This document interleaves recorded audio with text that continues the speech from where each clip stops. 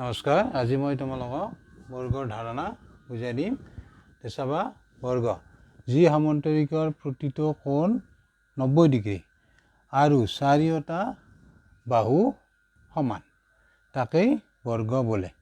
যেনে চাবা, A B C D এটা সামন্তৰিক। ইয়াৰ এ কোণ সমান, বি কোণ সমান, চি কোণ সমান, ডি কোণ 90 ডিগ্ৰী। ইয়াৰ আমি এনেকৈ লিখিব পাৰোঁ, এইটো আমি 90 ডিগ্ৰী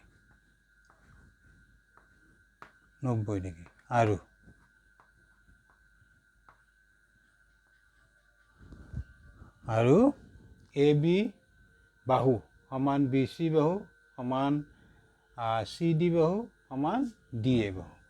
অৰ্থাৎ এ বি চি ডি সামন্তৰিকটোৰ প্ৰতিটো কোণেই 90 ডিগ্ৰী আৰু প্ৰতিটো বাহুৰ দৈৰ্ঘ্য সমান।